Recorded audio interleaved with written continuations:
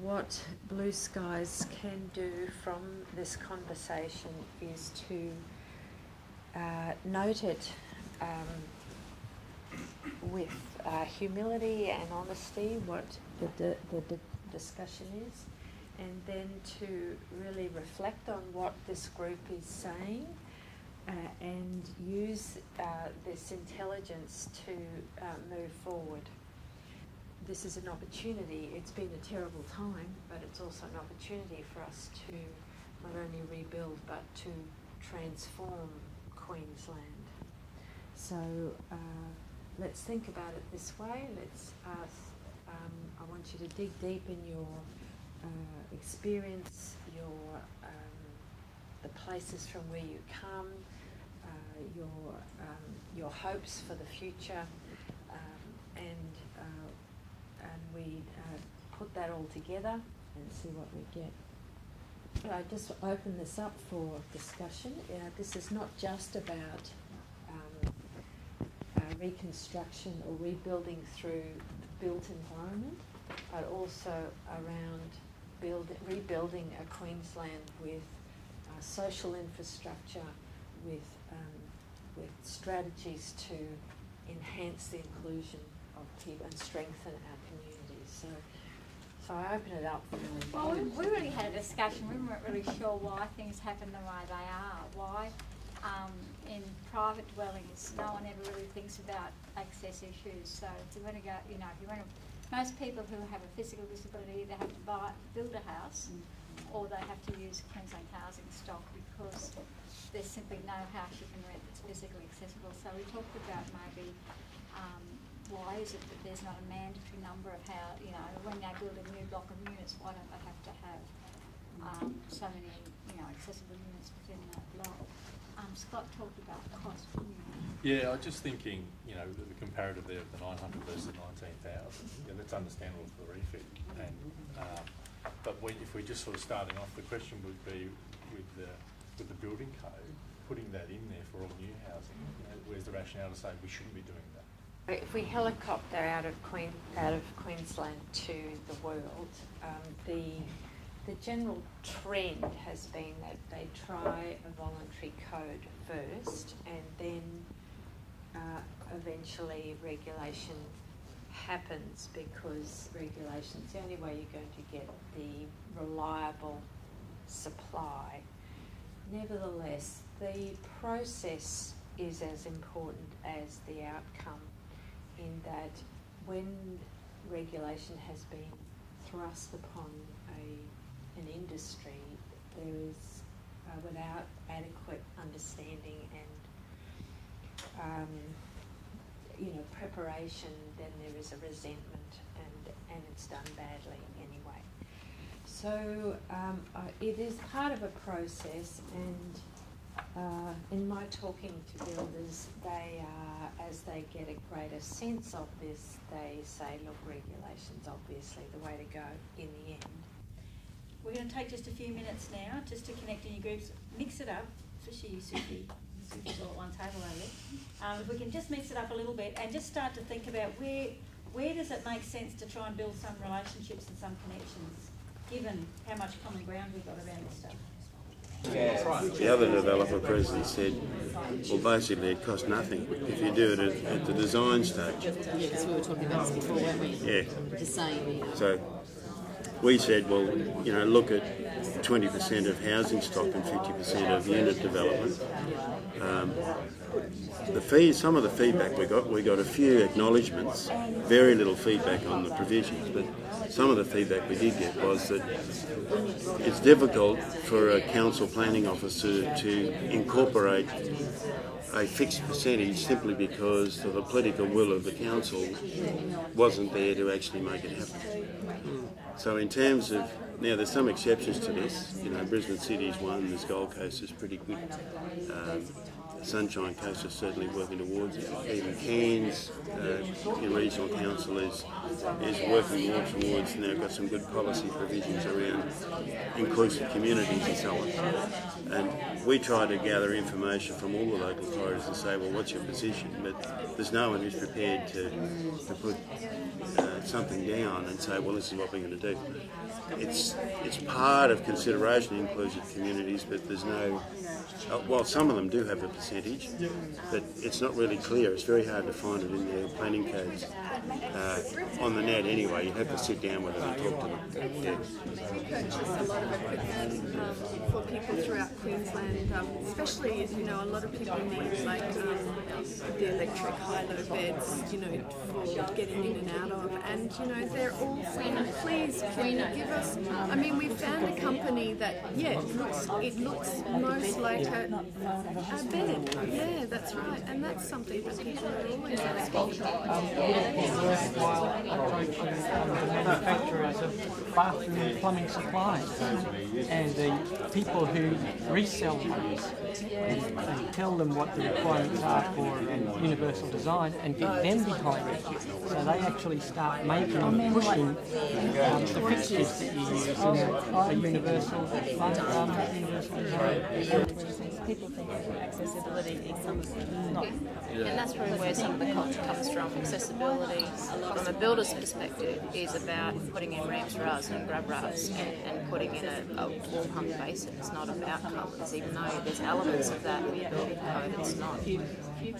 It's not stressed. And just that awareness that, a 5mm lit, does actually make a significant impact, let alone the colours that you start choosing. Well, it doesn't necessarily have to install the grab rails, just that when you build the house, make sure the walls are reinforced, so later on. That can happen. We're then counted by people who have visiting him and saying, look, we need these things, they're guides for our cairns or what have you. So they collaborated and came up with something that worked for everyone. And they've since done like these accessible playground things, and I haven't been to it, but they incorporated the same things into that, as well as things where there were quiet areas of the garden for people like the children with autism who didn't want a lot of noise, away from the play equipment that had lots of noise to the noisemakers and stuff like that. It's not a big thing, I don't know. And it was a really good exercise in that for once they actually spoke to people across the whole spectrum and the whole community. And so I'll tell her about it, because I think, well, there's probably things that they didn't get right, but there'd be some basic groundwork that they can use. So, any from your discussion, what's come out of each group? The one at the back. Marg. We were talking about, we covered points about the Volunteers Queensland and the community capacity conversations where disability has been missing from the agenda. So it was missing. We're talking about within the recovery centres how people with disabilities were turned away from centres and requested to go to hospitals instead. And on the other side, people with a disability turning up to help and say, we're here, we want to help, being turned away and saying, well, no, we don't, you can't help us. And not that lack of recognition in there. And then we were asking questions about, it's not just houses that have been destroyed, schools have been destroyed, and it's a great opportunity because schools, a lot of them are very inaccessible. So it's a great opportunity for them to rebuild an accessible school now, or at least include it. And then we asked the question, well, where does this sit with government? How do we push this? Which minister? And I was saying, well, I think it's a whole of government thing. Let's not relate it to one ministerial portfolio or one department. Let's make it that high level document and ask for these social inclusion outcomes to be part of every ministry, part of every department's responsibility, and call upon that. So if it's everyone's responsibility to deliver an inclusive or policies to have a socially inclusive outcome, then it sits within health, education, planning, everywhere. Well, we were talking about the idea of the incentives to take on the voluntary building codes, and we figured that the LGAQ had a big part to play in this, especially if you could link incentives with application fees that local governments charge to build people, to build houses to people. So if there were incentives, either discount on the application fees to pay the extra $900 to make a house accessible, that people would be more likely to take that on. Any other thoughts on how we get some of those, strengthen some of those links? The one thing I was involved in that was similar to, I was going to talk to you about at morning tea time, was with the, I always get it wrong, the ULDA or the UDLA. Around a community centre they were building at Fitzgibbon Chase, and they called in communities. I think that's where I've met you before, yeah. And I was invited to give feedback and was able to give feedback from that. You know, I thought about the time I was managing a service, the people who had sensory processing issues and how you could build into the design, you know, that open space. Well, open space is not going to be cool for some people, and also things about maintaining dignity. You know, so if somebody in a public space felt very uncomfortable and perhaps had some behaviours around that, then, you know, how do you maintain their dignity in that space? And that was really taken up really well at that level. And so, you know, with the ULDA, that's a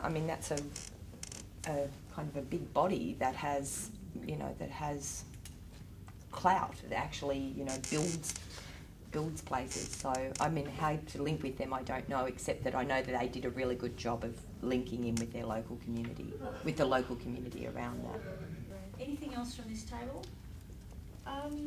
We started off talking about, and it was about how to spread the conversation further out into all areas of our community and society. And we began by talking about real estate side of it, and that a lot of accessible toilets and housing, still it's not that sexy, you know, and so bringing, making it a bit more stylish and thoughtful and tasteful in design. So then we were talking about, well, yeah, that's linking in with all different faculties, so it might be more conversations with students and around interior design, but also the manufacturers, so tool designers, and you know, it was just about having that, creating that awareness in discussion, and then about more, sort of a really good selling point, selling a universally designed home. Yeah. That would be doing worth something. I think it comes back to that idea that it should be a dwelling that anyone can live in, but anyone would want to live in. So that it's a house that, or a unit that that you could put online and look at realestate.com and see it as a desirable place to live. Yeah, and you know, that's one of the remarkable things about Blue Skies is that you lift from a not just getting by aspiration, but what does it take for people to actually flourish? We had a little discussion just around education for all stakeholders, and it's not really about, I guess, how to link that, because that's another huge issue, but we talked a little bit about the fact that there is this universal design code, but only a very small proportion of the population would probably know about it. So how do we get that information out to average Joe to actually act on? And I guess as well, working with builders, there are builders that are very good at working along those codes, but it's all about habits, and if they've built to a certain standard for 30 years and then you try and expect them to change that, there'll just be a need for a level of watchfulness so that I guess those habits don't start to creep back in. Examples of light switch heights and things like that, where 9 out of 10 houses, their light switches are at 1.1 or 1.4, whatever it is, but for the accessible code you actually need it down to 900 or whatever that might be. So all the electricians are just going to go in and cut it at 1.4 as a standard, but you need to actually slow that process down and make sure that you're being mindful of it. Yeah. And do tradesmen have like professional associations that oversee their operation?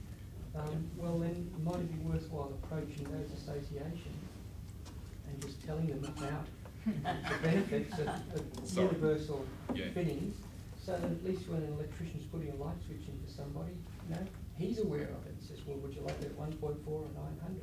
900's good for this reason. So that at least the education gets out there among the tradesmen as well, because they're the ones who are actually building the stuff, and if they can talk to householders, potential householders, about the benefits of these small sorts of modifications, maybe people might be more inclined to start using it. So how much resistance is actually coming from the tradespeople themselves? Huge.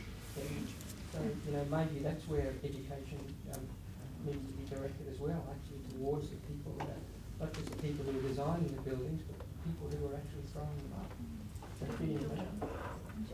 I'll just add to that if I can. I was involved in trade training just before I was with disability services type work, and the other big issue is actually Australian standards and building codes. Like with electricians and stuff in wet zones, they have to have them at a certain height out of the way. The lips we're talking about in the shower, you're meant to have a 50mm recess purely for waterproofing reasons. So you can get around it, but it does require it to be completely redesigned. So yeah, there is a lot of resistance from that. But yeah, you're definitely right. It wouldn't be hard if it's not in breach of any Australian standards or wiring rules and stuff. It would be very simple to, and most training colleges would be happy to have someone come in and give a presentation for a class and say, consider this, you know, with equity and access and stuff. So that would be something that would be very easy. And I mean, if you want ECA, NICA, you know, Skills Tech, all of those guys are very approachable. If you know, I guess you need to know the right people. But yeah, it'd be quite easy to get in and give presentations. So. I just want to make a mention about real estate. I know last year or the year before that the rental market, that some of the real estates were trying to implement an accessibility checklist where they would give rental homes an accessibility rating. So for those people that aren't affording their own homes but are looking for rental homes, that they have a better tool of actually being able to identify which homes might be more suitable for them. But I don't know, I haven't seen that particularly in any strong field, but that might be another way of, I mean, we're talking about built environments here, but this is also looking at our existing stock of also promoting that, you know, awareness of what else is happening out there. Could you get onto the real estate Wouldn't internet sites and you know, with your bed symbol, you have an accessibility symbol of, you know, however many bedrooms it's got. They've got filters now for how big the block is and how many bedrooms, so why not have accessibility rating 1, 2 or 3, you know? And that's where most people look, isn't it? For real estate? So, I think we've got a fantastic mix of people today, and I really thank you all for joining us. I hope it's been a positive experience, and if we look at it just to start. No problem. So thank you everyone, and I'd like you to join us.